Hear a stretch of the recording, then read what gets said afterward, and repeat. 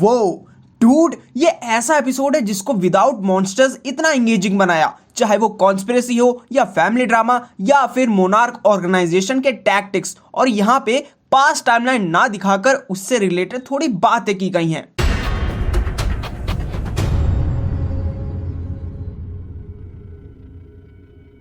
Coming down to the screen, Randa kids and Mac captured हो चुके हैं, पर उनको छोड़ दिया as they don't know anything yet. तो उनका प्लान रैंडा किड्स को ट्रैक डाउन करने का है। टिम डिस्कशन में रैंडा किड्स को हायर करने का आइडिया देता है क्योंकि उनके खून में मोना की लेगेसी दौड़ रही है, पर वर्डुगो डिनाइज। और ट्रेलर के एक सीन में ये तीनों मोना के हेडक्वार्टर्स में देखे गए हैं। क्या सच में इनको हायर कर लिया है? Let's see in episode 6। यहाँ एक ट्विस्ट है जिसको पूरे सिनेरियो के बाद बताऊंगा। तीनों का डिस्कशन एक ही बात पर आके खत्म होता है, हिरोशी को ढूंढना और सैन फ्रांसिस्को में बैकअप ऑफिस। सैन फ्रांसिस्को में वैसा ही फैमिली ड्रामा देखने को मिलता है जैसा टोक्यो में हुआ था, लेकिन कैरोलाइन यहाँ थोड़ा जेंटली बिहेव करती है। और कैरोलाइन ने ही केट को टोक्यो भेजा था टू नो द ट्रूथ और केट को ट्रॉमेटिक शॉक से बाहर निकालने के लिए। कैरोलाइन अपना जुगाड़ लगवाते हुए रिकंस्ट्रक्शन एरिया में तीनों को एंटर करवा देती है। धीरे धीरे तीनों का कनेक्शन बनता हुआ दिखता है, लेकिन पग पग पर केट का ट्रॉमा बाहर आने लगता है। और ये सीन्स इवेंट से 2 दिन पहले के थे,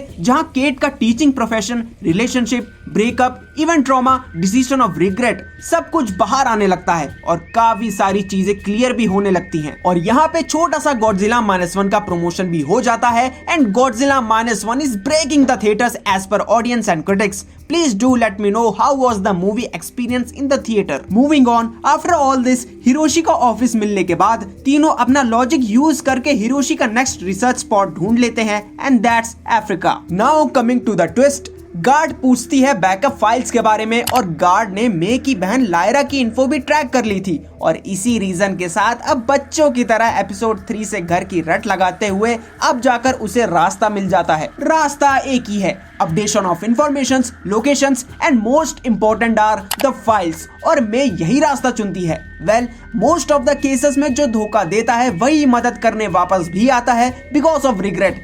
यहाँ भी वही होगा। अलास्का आउटपोस्ट में ली शॉ को अभी भी रखा हुआ है ताकि कुछ तो पता चल सके।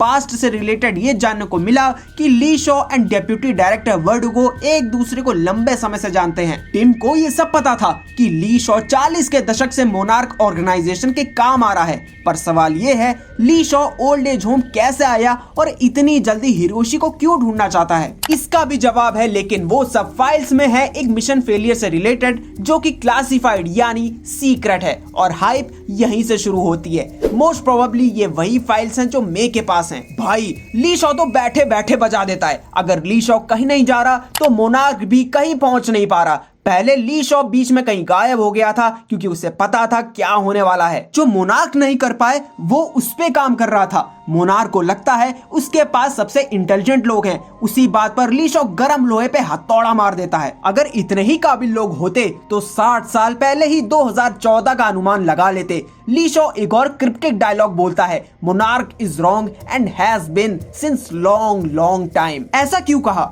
मोनार्क किस बारे में गलत था? क्यों ली शॉ गायब हुआ? ली शॉ किसको रोकना चाहता था? कौन सा है वो मिशन जो फाइल्स में दर्ज है? इन सब की गुत्थी सिर्फ कर्नल ली शॉ पर टिकी है। आफ्टर जी-डे, सैन फ्रांसिस्को की करंट सिचुएशन क्या है वो एंगल भी कवर किया, जिसको मैं यहाँ जस्टिफाई करूंगा। सिर्फ मॉन्स्टर्स दिखा के मॉन्स्टर वर्स नहीं चलेगा, ये बात इस एपिसोड में प्रूव हुई है। मॉन्स्टर्स होने का क्या नतीजा हो सकता है, ह्यूमंस पर क्या इम्पैक्ट हो सकता है, इकोनॉमी कितनी ज्यादा डैमेज हो सकती है और वही इवेंट दोबारा होगा या नहीं, वो डर भी लोगों को डराता है। लोग वहां लूटर्स बन चुके हैं, कितने लोग गरीब हो चुके हैं, कितने लोग अभी भी शेल्टर्स में हैं और रिकंस्ट्रक्शन एरिया से यूजफुल चीजें लोगों में शेयर की जा रही हैं। ऐसे पोस्ट इवेंट सिनेरियोस एक लार्ज स्केल शो करता है for what they need to be ready in future. ये एंगल्स इंक्लूड करना बहुत इंपॉर्टेंट था। जब हम एक पॉइंट को अलग दिशाओं से देखते हैं तो हम कहीं ना कहीं कनेक्ट हो जाते हैं। That's where we make our point